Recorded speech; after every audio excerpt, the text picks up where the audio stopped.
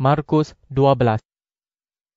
Kemudian Yesus berkata-kata kepada para ketua imam, guru Taurat dan pemimpin masyarakat Yahudi dengan menggunakan perumpamaan. Dia berkata, Ada seorang yang menanami ladang anggur. Dia memasang pagar di sekelilingnya, menggali lubang tempat memeras buah anggur dan mendirikan menara tempat berkawal. Kemudian dia menyewakan ladang anggur itu kepada beberapa orang. Lalu dia berangkat ke negeri lain. Apabila tiba masanya untuk mengumpulkan buah anggur, pemilik ladang itu mengutus seorang hambanya kepada penyewa-penyewa ladang itu untuk menerima hasil bahagiannya. Tetapi penyewa-penyewa ladang itu menangkap hamba itu, memukul dia, lalu menyuruh dia pulang dengan tangan kosong. Pemilik ladang itu mengutus seorang hamba lain. Tetapi penyewa-penyewa ladang itu memukul kepala hamba itu dan mempermalukan dia. Lalu pemilik ladang itu mengutus seorang lagi hambanya. Tetapi mereka membunuh dia. Demikianlah, mereka memperlakukan banyak lagi hamba yang lain. Ada yang dipukul dan ada juga yang dibunuh. Hanya tinggal seorang yang dapat diutus, iaitu anaknya sendiri yang dikasihinya. Akhirnya, pemilik ladang itu mengutus anaknya kepada penyewa-penyewa ladang itu. Tentu mereka akan menghormati anakku, katanya. Tetapi penyewa-penyewa ladang itu bercakap sesama sendiri, Ini dia anak pemilik ladang. Marilah kita bunuh dia, supaya kita dapat hartanya. Oleh itu, mereka menangkap anak itu, membunuh dia, lalu membuang mayatnya keluar ladang itu. Lalu Yesus bertanya kepada mereka, Apakah yang akan dilakukan oleh pemilik ladang itu? Tentu dia akan datang dan membunuh semua penyewa itu, lalu menyerahkan ladang anggur itu kepada penyewa-penyewa lain. Tentu kamu sudah membaca ayat ini di dalam Alkitab. Batu yang dibuang oleh pembina bangunan telah menjadi batu yang paling utama. Inilah perbuatan Tuhan. Alangkah indahnya. Para pemimpin Yahudi itu berusaha untuk menangkap Yesus, kerana mereka tahu bahawa Yesus menunjukkan perumpamaan itu kepada mereka. Tetapi mereka takut akan orang ramai. Oleh itu, mereka meninggalkan Yesus. Beberapa orang Farisi dan anggota golongan Herodis diutus untuk memerangkap Yesus dengan beberapa pertanyaan. Mereka datang kepada Yesus dan berkata, Guru, kami tahu bahawa Guru jujur dan tidak menghiraukan pendapat orang lain. Guru tidak memandang kedudukan orang, tetapi Guru mengajar kehendak Allah bagi manusia dengan tulus terang. Katakanlah, menurut Taurat, bolehkah kita membayar cukai kepada Kaisar Roma? Haruskah kita membayarnya atau tidak? Yesus mengetahui kemunafikan mereka. Dia menjawab, Mengapa kamu cuba memerangkap aku? Cuba perlihatkan sekeping wang perak kepada aku. Mereka memberikan sekeping wang perak kepadanya. Lalu Yesus bertanya, Gambar dan nama siapakah ini? Kaisar, jawab mereka. Jika demikian, Kata Yesus, berikan apa yang dimiliki oleh Kaisar kepada Kaisar, lalu berikan apa yang dimiliki oleh Allah kepada Allah. Mereka kagum mendengar kata-kata Yesus. Beberapa orang Saduki datang kepada Yesus. Mereka berpendapat bahawa orang mati tidak akan bangkit semula. Guru, Kata mereka, Musa memberikan hukum ini kepada kami. Jika seorang lelaki meninggal tanpa mempunyai anak, maka saudara lelakinya harus berkahwin dengan balunya, supaya orang yang sudah meninggal itu mendapat keturunan. Dahulu ada 7 orang adik-beradik. Yang sulung berkahwin tetapi meninggal tanpa mempunyai anak.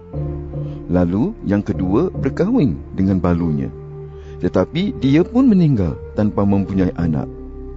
Hal yang sama berlaku kepada saudara yang ketiga, dan seterusnya sehingga kepada yang ketujuh. 7 orang adik-beradik itu berkahwin dengan wanita yang sama, lalu meninggal tanpa mempunyai anak.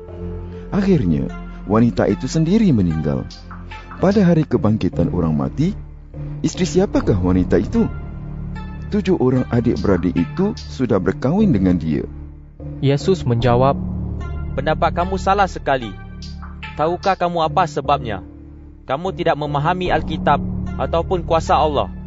Apabila orang mati dibangkitkan, mereka akan menjadi seperti malaikat di syurga. Mereka tidak berkahwin. Tentang orang mati dibangkitkan semula, belum pernahkah kamu baca di dalam kitab Musa kisah tentang berlukar yang bernyala itu? Di dalam kisah itu tertulis bahawa Allah berfirman kepada Musa, "Akulah Allah yang disembah Abraham, Ishak dan Yakub. Oleh itu, Dia Allah orang hidup, bukan Allah orang mati.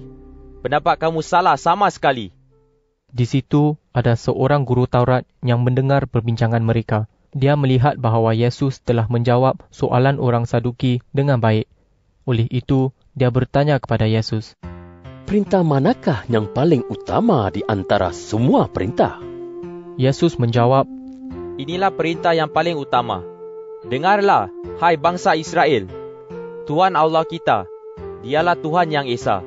Kasihilah Tuhan Allahmu dengan sepenuh hatimu, dengan segenap jiwamu, dengan seluruh akalmu, dan dengan segala kekuatanmu. Perintah yang kedua ialah, kasihilah sesama manusia seperti kamu mengasihi dirimu sendiri. Tiada lagi perintah lain yang lebih utama daripada kedua-dua perintah ini." Guru Taurat itu berkata kepada Yesus, "Bagus, Guru. Memang benar apa yang Guru katakan.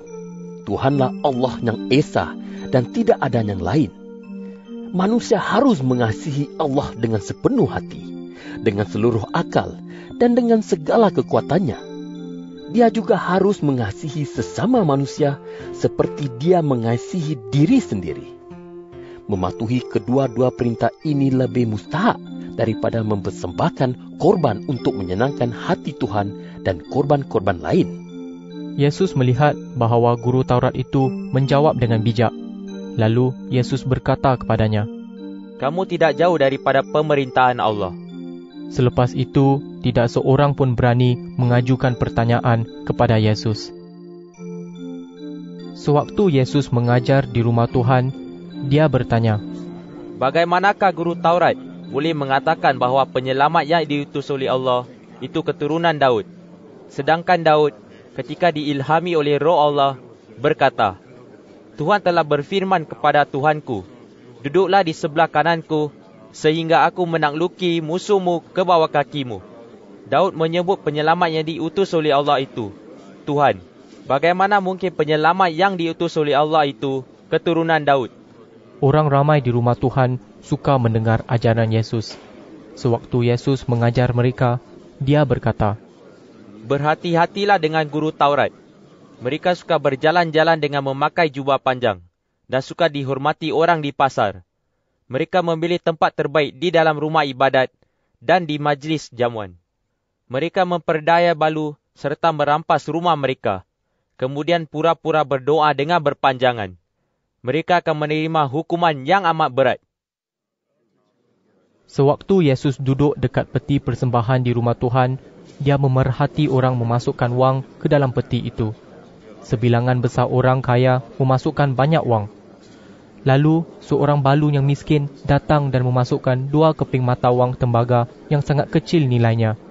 Yesus memanggil pengikut-pengikutnya lalu berkata kepada mereka, "Ketahuilah, balu yang miskin ini memberikan persembahan yang lebih besar nilainya daripada semua orang lain. Semua orang lain memberikan persembahan daripada kelebihan kekayaan mereka. Tetapi balu ini, walaupun dia sangat miskin, memberikan segala yang ada padanya. Dia mendermakan semua nafkahnya